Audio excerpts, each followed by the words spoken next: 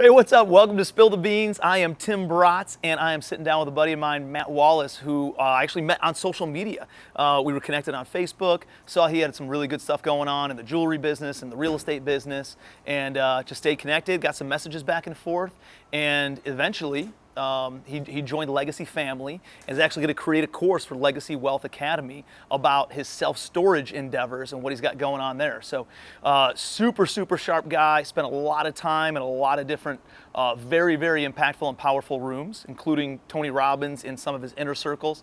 And I'm just pumped for the conversation. This is my first time meeting him, and I'm going to ask him a bunch of what he's got going on, where he's going, and how we can do some stuff together. So excited for you guys to sit down.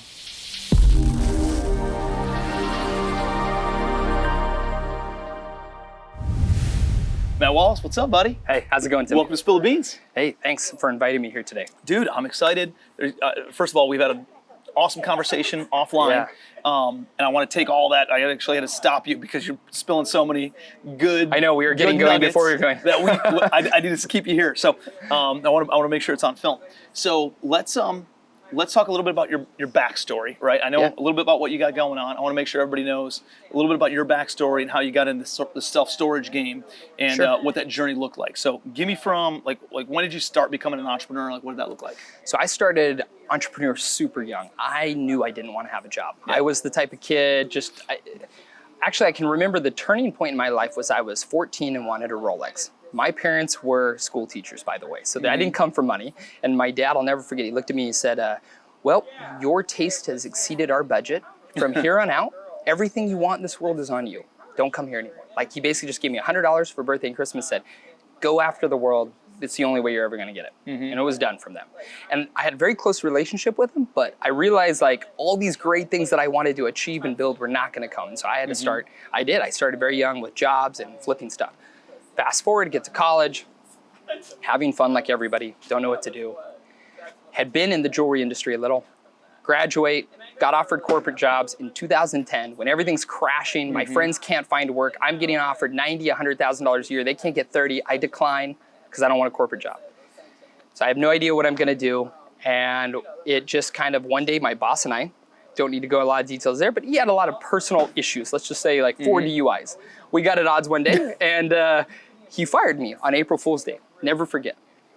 Fired me on April Fool's Day with a manager. And I sat there and argued for a half hour. Thought it was like a joke. And finally, my manager started crying. And I'm like, oh, you're serious. He actually is firing me because he just like he didn't like me being around. And he later told me, we mended it all. Like he later told me, he goes, I viewed you're the only person I had working for me I thought could take my business. Yeah.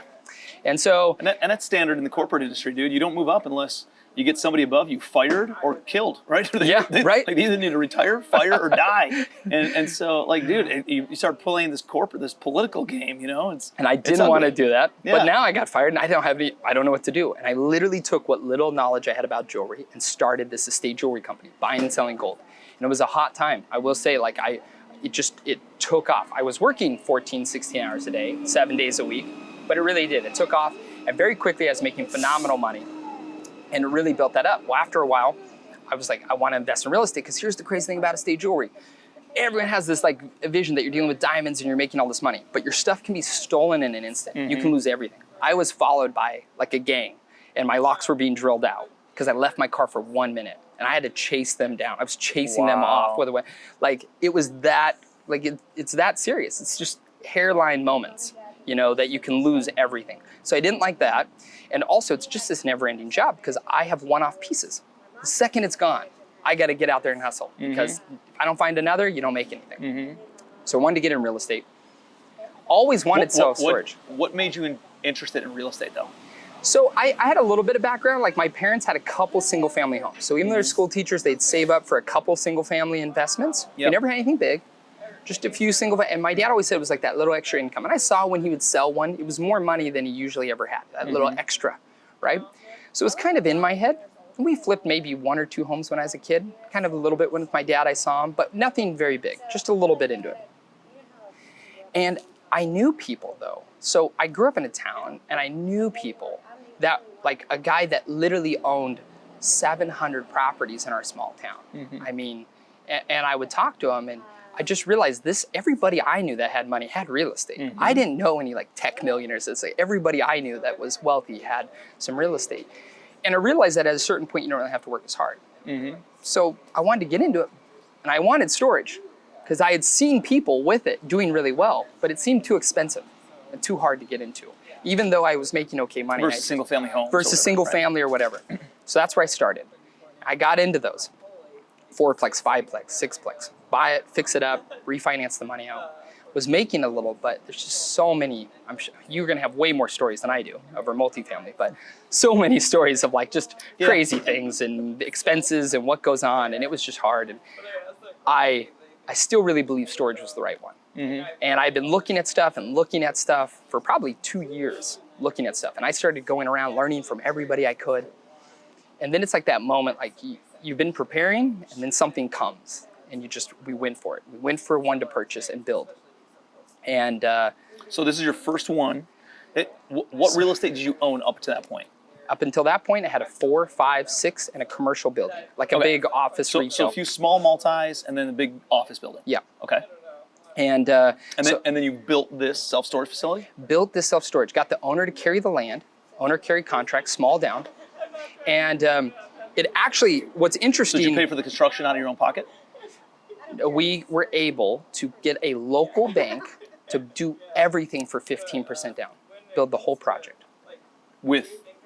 As a second lien? Well, the land, when we closed, they wanted the land paid off, so they had us pay the little bit of the land, but the total of the land and the project, they only wanted 15% So you get the seller to finance the land, and then you went to work in order to get the financing for everything. Yeah. And then you just closed again. And closed again with him and paid him off at that point. Okay.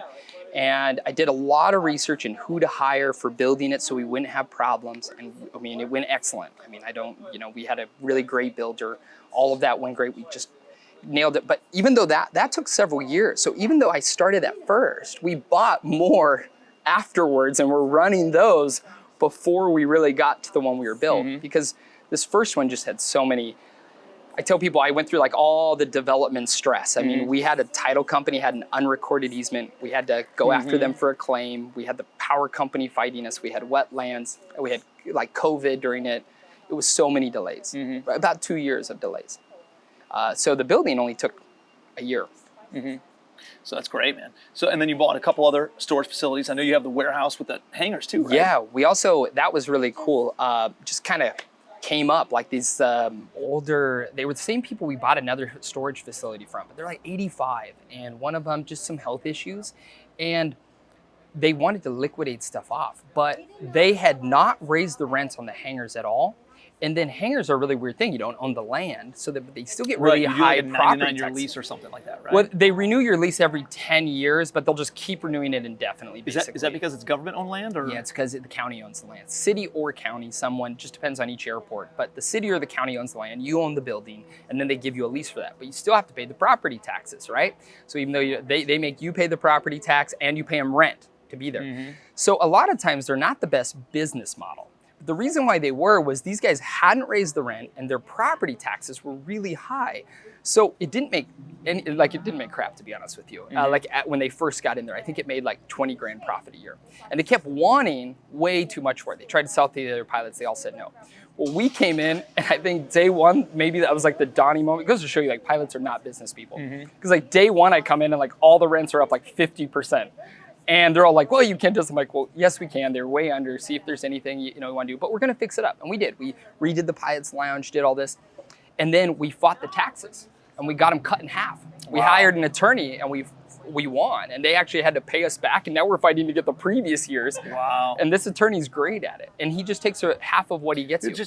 It's such a good example of like, you can't take everything for face value. Like there's so many different ways to increase the income, decrease the expenses, or look back at how you can get paid for somebody else overpaying for stupid expenses. We're gonna get like 2.5 years out of that. No, it's amazing. So that was pretty cool. So is that like a new, I mean, you're getting the smaller multifamily.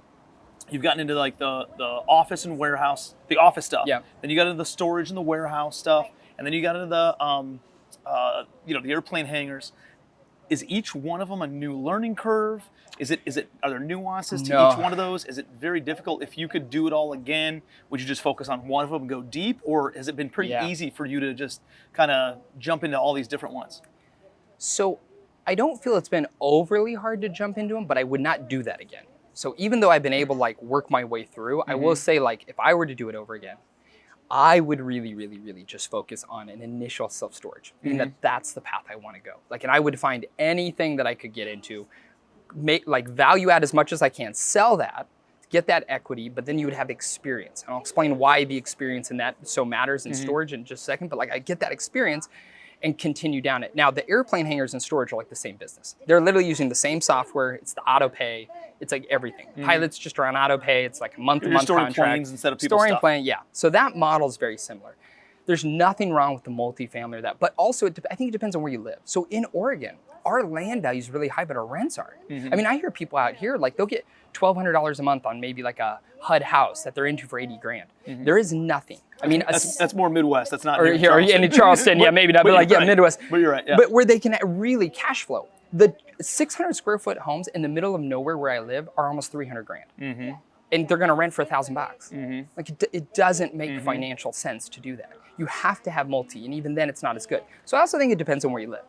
I would not have done the multi and continued really in the storage. And now that's really where the focus. But how do you know that that's the route that you want to take? If you didn't try all of them, maybe airplane hangars would have been the route that you wanted to take. Or maybe Yeah, well, and I think to your point, part of what it is if a deal comes along, you have to be like, have the courage to go after it. It may not be your number one, but like the point is to get in the game, But right? you always had an interest in the self-storage space though, like primarily in that, right? I had saw a guy when I was younger. He built them out of wood. They weren't even good. Built them out of wood. He told me he paid them off in the first 5 years. When I met him, he had them for 30. And they did a terrible job at running them. I mean, like, I don't think anyone was ever there. I don't think they like auctioned people off. And he was like, we're in a small town, 7,000 people in Brookings, 25 years ago. This is way back. And he's like, I make $10,000 a month off. And I still stuck in my head, the $10,000 a month isn't that big, but when you think of super poorly run, 25 years ago, middle of nowhere, like paid off in 5 years, it always stuck in my head. Yeah. You know, Can like you that. imagine if this guy was half-ass efficient in what he was doing? Yeah, right? Like he would have like killed it. I mean, I don't think they evicted people for like a year. Like you had to like not pay for like a year before they're even gonna bother like Unbelievable. like sending you out of there. Unbelievable. So all right, so now knowing what you know about the industry, now you're going all in on self-storage because that really appeals to your, sense of efficiency and how you want to run your business and the scale that you can get out of it. What's your game plan for the next 24 to 36 months? Like you said your goal is what, 100,000 a month? 100,000 a month not working. Of not working, passive income. Passive. And I do want to clarify one little caveat. Storage is not 100% passive. It's not really passive. You can make it passive by hiring like a big REIT to run everything or a management. I call it passive because now it's taking me like 2 hours a week. And I feel it's such little work that in my mind it's passive, but really honestly it is a business. I mean, there's things you need to watch and stay on top of a little. But for me, I count storage as passive in my head of the income. But well, it's definitely residual, right? You do something once, you get paid on it over and over and over again. But there are ways to put automations in place and hire a manager. Like, you'll get to a point we have a where fully you're like, automated facility. No on-site management, no nothing. Because right. I'm talking like in your corporate side of a team where it's like, hey, let me pay somebody 10 grand a month and let them handle everything, and then correct. You'll eventually get to that point where it's completely really passive. So right now we've hit 30. So with the 2 facilities and the airplane hangars, we've hit 30 after that, and that's after refinancing our money out of the one. We took $500,000 back out. So it's took all your money back out plus another $500,000 of refi proceeds. Yeah, and so we have money back out, and we're still making this 30 a month. So it's it's pretty substantial in that regard. It's amazing, dude. Yeah. And so over the course of the next 24 to 36 months, you want to hit 100. Get to 100.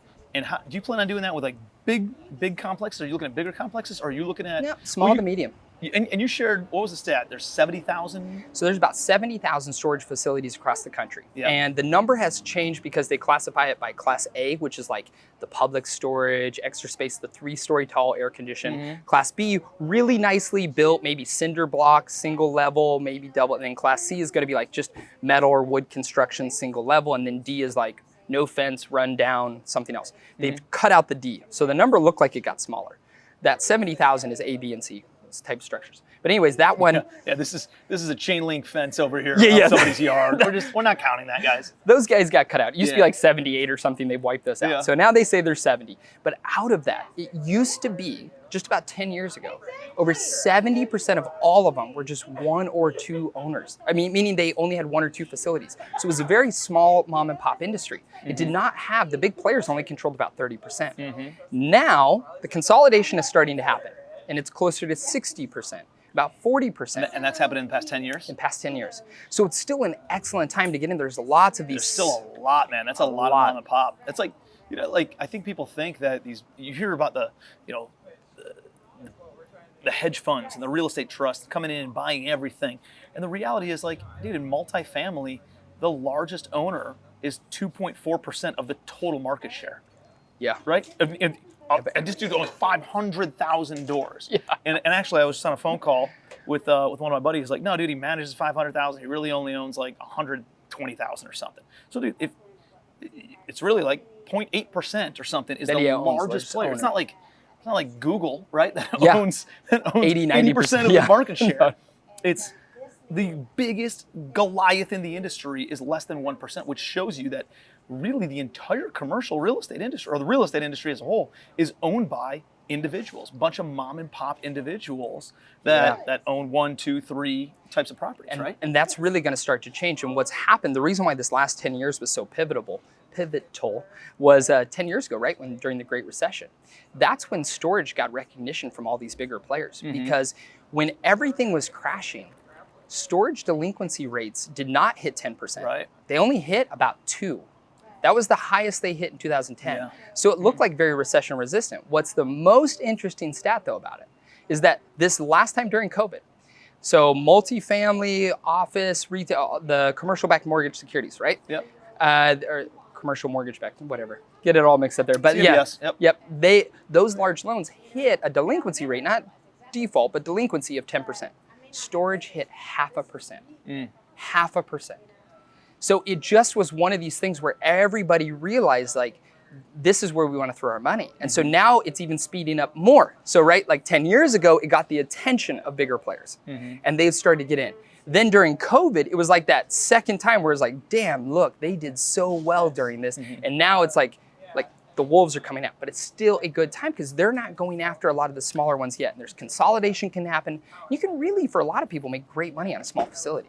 Well, and I think that's the point, right? Like that's the most important thing for people to like understand and take with them is like the institutions are going after like $20 million deals, $30 million projects, right? They're not going after the $1, 2, 3, $5 million type projects where there is huge upside, huge potential. Yeah.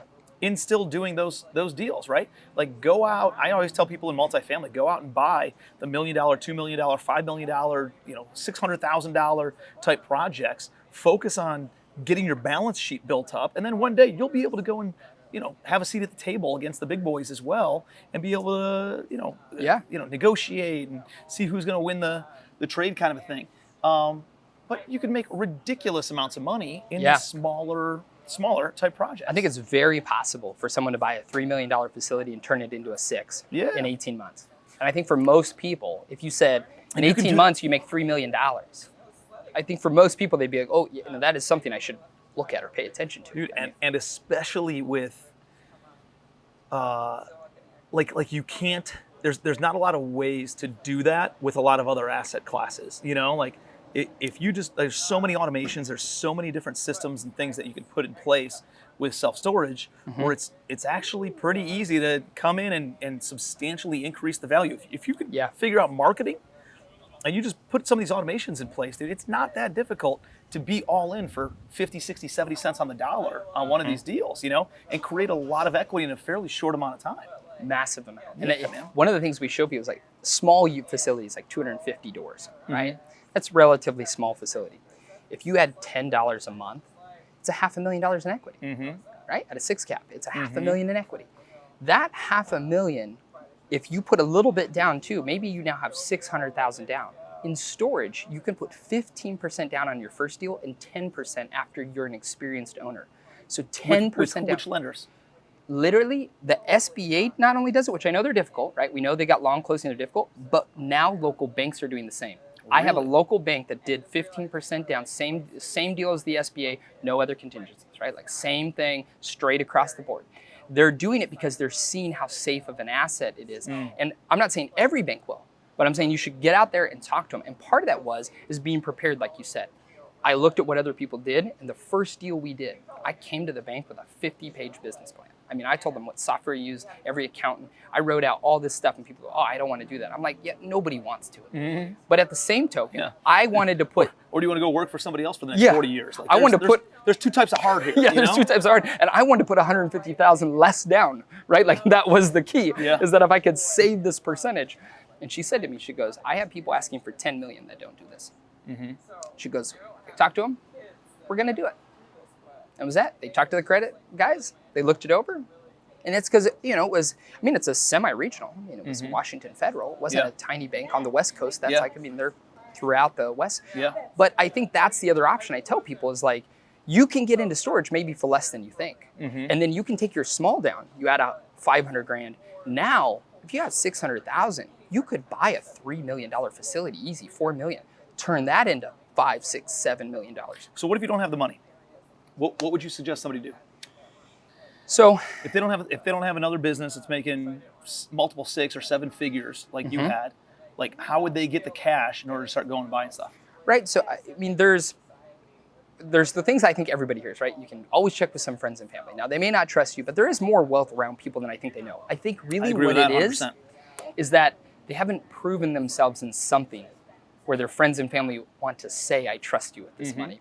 If you've done really well, like either in a corporate job or your own business, you'll find that people are more willing to invest in you. Dude, I think once you've had success, they think you have success in everything, right? Then they come to you for like relationship advice. Like exactly, They come to you for like, well, what do you think about this political situation? I don't watch the news. Why would I know? I don't even care. And you make your own opinion. It's because you make money. Well, you must be successful and you must know what the hell you're doing. Right? It's wild how people give you credibility for all these different things just because you made money in something. But it's a true fact. Like, dude, when I didn't have success, very few people that I knew from before, high school friends, college friends, parents, relatives, would actually invest or put. Dude, my dad didn't put money with me until like a year and a half ago, man. Oh my God. A year and a half ago. I've got the same story. When I got into the gold business, I had friends calling my family saying they thought I was a drug dealer because I had to deal in cash and I always had money and I didn't have a job. And my own parents gave me a $4,000 loan because they didn't think it was a real business.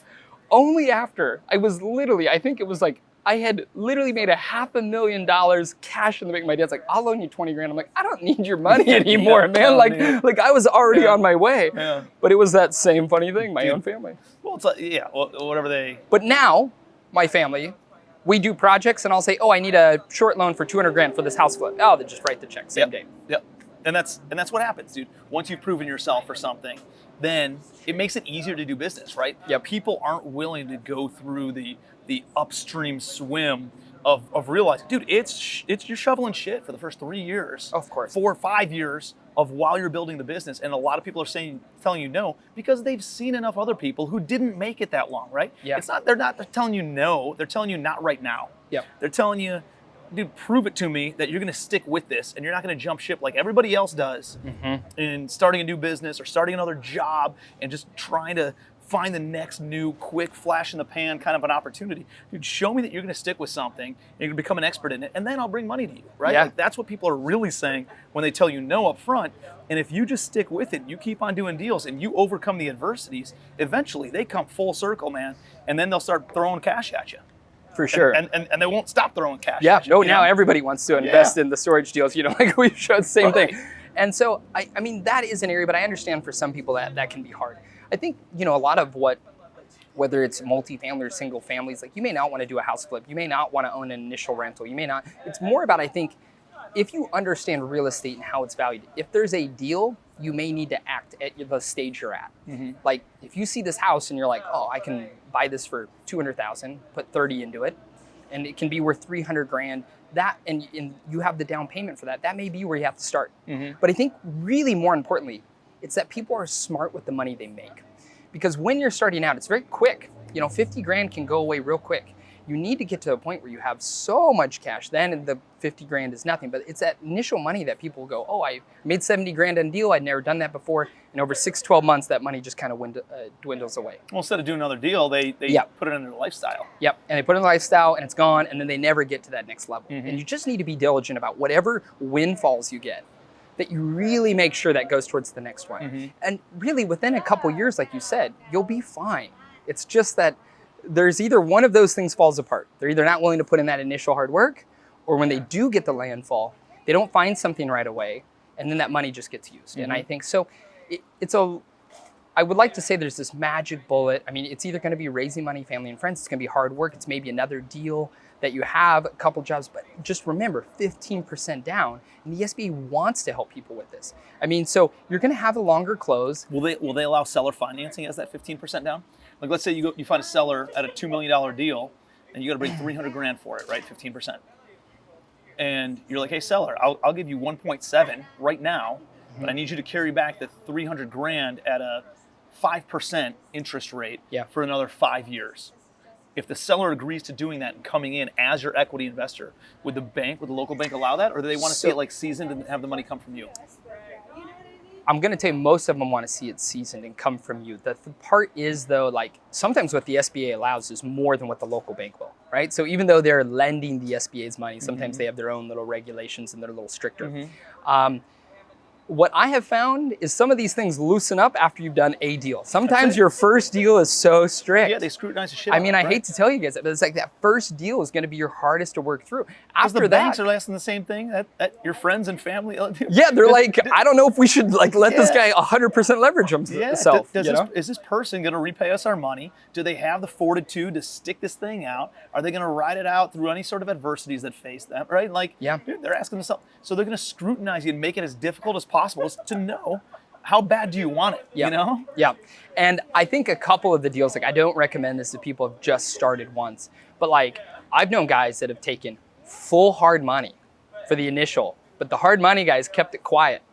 You know, so they're paying 10% over here, but to the bank, it looks like they own it free and clear. Yeah. And they full leverage and win for that. And all I'm saying is like, those can be, if you can pull it off, it can be a huge upside, but it's a tremendous amount of risk because you have to be able to make that mortgage payment and you'll burn your... I wouldn't do it now, but I totally did that back when you could buy properties cheap and you had that much equity and you're all in for 50 cents on the dollar. Hey, dude, listen, there's people who do that. You could take the money as like an unsecured loan to you and then pay it, whatever, out of your operating account instead. I've seen people do it. I've done it personally. Like, I've done it. But now's not probably the time to do that. that. Everything's at a peak. I think at this point, like I'm with you. I don't think this is the time, and that's why I'd say, especially not on your first, because, or maybe someone. Unless you found a smoking deal and it makes sense. Yeah, and or if you're like a really high, like there are people. I met a guy who's a very high earner. I was really surprised at this. He made $400 grand a year, and he had a $200,000 net worth, and been doing it a while now. And I thought, you should have more than a $200,000 net worth, right? You would think this. But what I realized was like, he could maybe take a high interest loan because really for him, if he could make a $10,000 a month payment, as long as he just stopped being stupid for a month or two, he could afford to carry that for a while. And maybe if he saved up. So I think everyone's situation, like you said, there is no one right thing. It depends on your risk tolerance. But if you're gonna play it like safe and really build a solid foundation, it's either money you earn, friends and family, or a small deal, single family, multifamily, something you get in, maybe a couple flips. If you, I mean, flips right now. You've never raised private money, right? I have not raised private money. Yeah, to your point before I. Yeah. But I'll tell you like why. Flipping a property, absolutely, man. Like I think, get into a deal, make a big windfall of cash, right? Take that and just be smart with it and roll it back into another deal. Just like do 2 flips, 3 flips. You'll have like, like all of a sudden you'll have $500,000 or more. Yeah, you can have the money to do that deal and then just be smart with landfall. The reason I didn't raise the money, I think what I noticed was, right, like $5,000 a month extra is not really, I mean, you might be able to live off of it, but you're not going to live some extravagant life or anything really good. It's just a very public cost. I really wanted to get to where my financial future was really secure. $100,000 a month, just me, no partners. Then from there, when I went forward, I knew I could carry any problem that came. I knew I was like, protected. It was the way I wanted to do it. It doesn't mean it's right for everyone, but I really wanted to have this initial foundation for me that said like my home, my wife, my daughter, like insurance, some luxuries and all that, all taken care of. and I can like take care of any problems that come up. Yep. Before I really bring in some other people, you know, like, and it's just a personal choice in that, in the way I did it. And it's not to say that I won't work with people. Or, Yeah, dude, that's what I love about it. Is like, I leveraged right out of the gate, right? I started raising private money and did deals that way. People there's several people that I know who have been in your shoes that never used private money. And there's a lot of people in the middle that had one partner and they did a 50-50 deal over and over and over again. And now have $100 million worth of property, right? Like, it just shows that there's so many different ways. There's so many different asset classes. There's so many different ways to structure deals. So many different ways to raise money.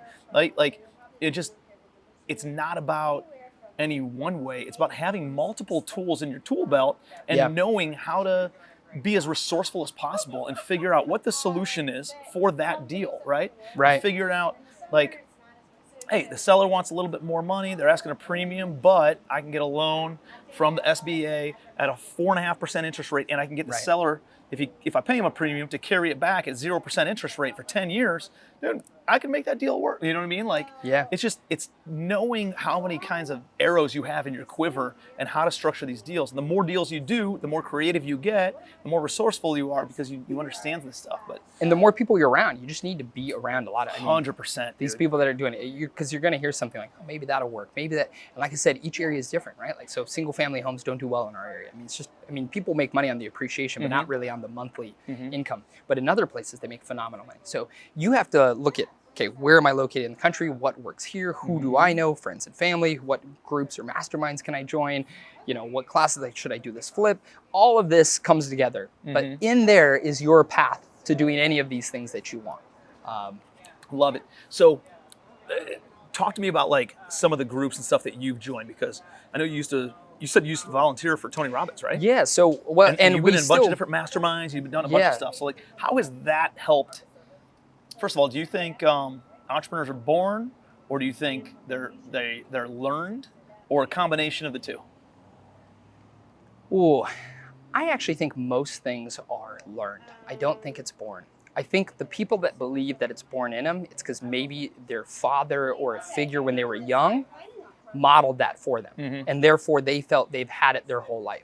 I think most of us learn things that we don't really realize when we're really young. So I don't think you're just genetically born this amazing entrepreneur. Maybe your father like had a small business and maybe he didn't make a lot of money, but you saw someone who went to work, who controlled their time, who controlled their income, and that was kind of in your head, or maybe an uncle or something like that. So I think it's really more a learned thing. I agree. And I agree. I think anybody can make millions and millions of dollars regardless of your background, your history, your socioeconomic, like where you come from, what country you're born in, your gender, anything. I think anybody can have a multi-seven-figure business. Oh gosh, yeah. I think there are people like outliers like Elon Musk who are like off the spectrum in some way, where maybe like that's just a little bit different. Or who's the dude who climbs the free solo guy? You ever seen that? Oh yeah. Dude, yeah. Like the alpinist guy. Alpinist. Yeah. They did like brain tests on him. They're like, dude, you know, they show him like a train crash and a house burning and like somebody falling off a mountain, and he he was the exact same stoic, like nothing rattled. Yeah, nothing rattled. And so of course, they think he was missing something or whatever. Which may have led to a success, right? Like there's exactly. So geniuses. So maybe some of us have a little bit of that in us, I guess, of like I don't know, aren't scared of taking some risks and stuff, but.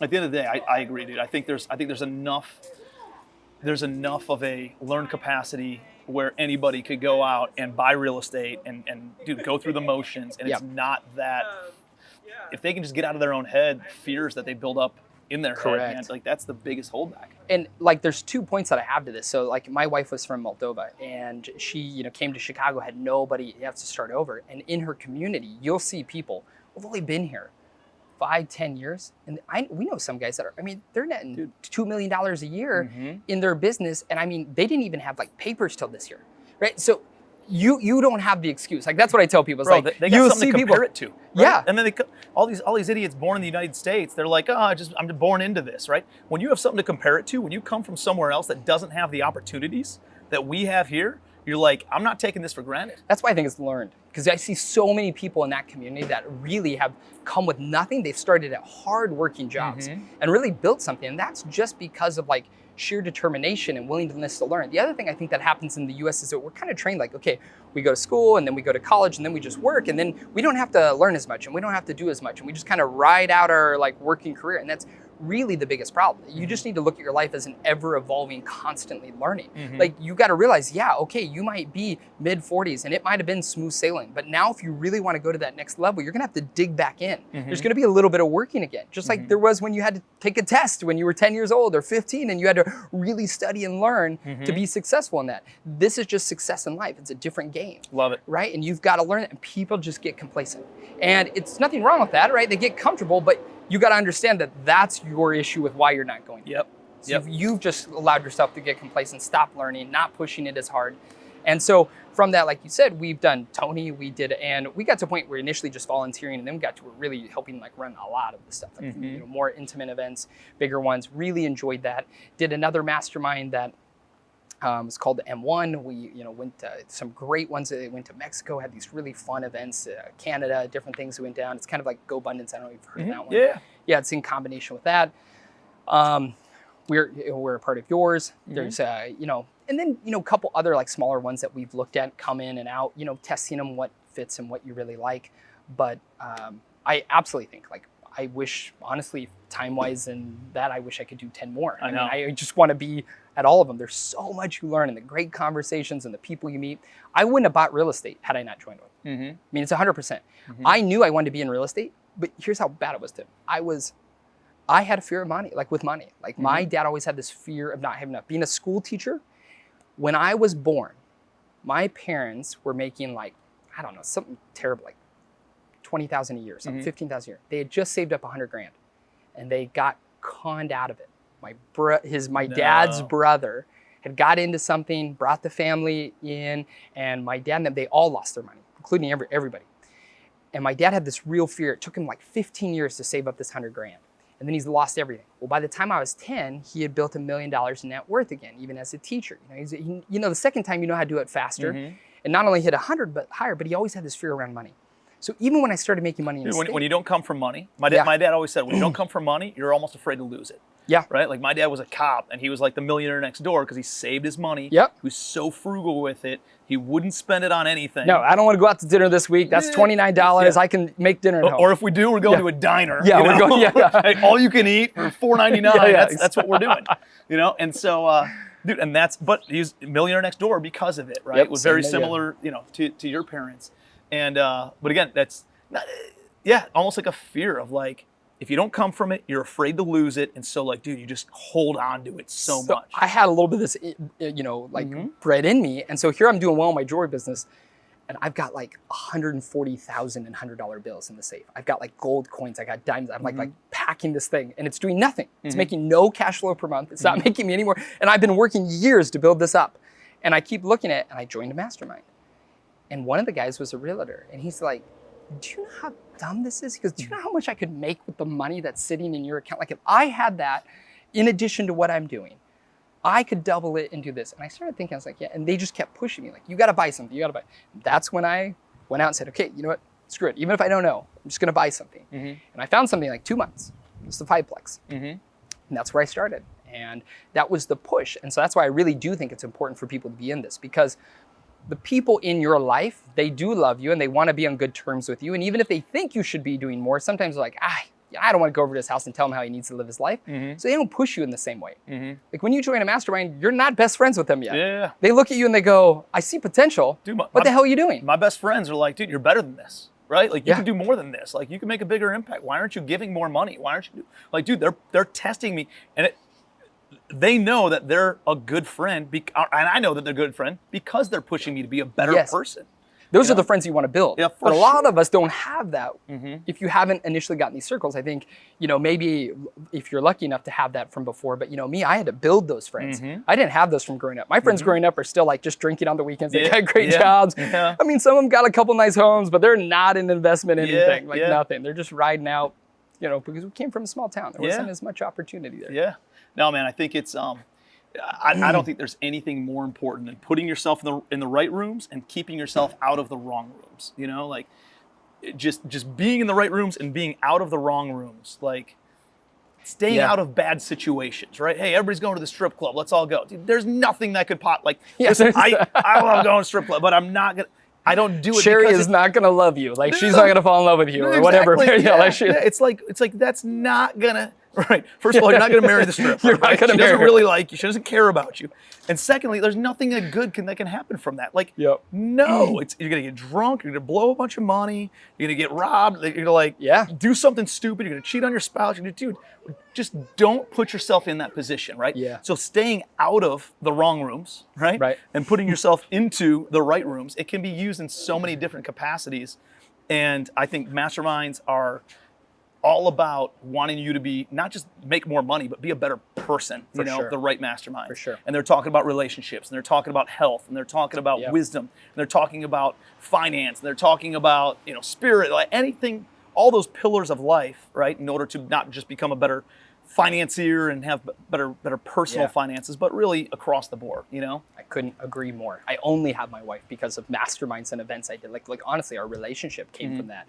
Like you learn how to be a better significant other. I think a lot of us, some of us don't have the best example of how to be a husband or significant other. And you've got to learn from other people, just like in business and, all of those aspects of your life. And really, when you're going to a mastermind, you're a group of people that they want to live a better life. I mean, a lot of other people, like we talked about, they're just complacent. It doesn't mean their life is bad or wrong. They're okay with where it's at. I think for most of us, there's something in there. I think that's really what the entrepreneur is. It's just something in you. You don't have to be born to be good at business. There's something in you that just knows that you want it better. You want to enjoy more. You want to have you want to have, I guess, it all. You want the great relationship in the business. And to have it all doesn't mean you're going to be the multi-billionaire and have this, but you can have very comfortable, extremely good, whether that's for you guys, some people, hundreds of thousands, millions, tens of millions. But I wanted the father, the relationship, the business. And I didn't really want to sacrifice any one of those to gain the other. Oh, dude, I'm the exact same boat. And so, and I don't think you need to. I think you're going to definitely lead with maybe one column or the other at certain times. Like, hey, I'm a little bit more focused on the business this time. But then, once that deal closes, I'm going to go and spend some family time, right? Right. And really lead with the relationships. And then I'm going to.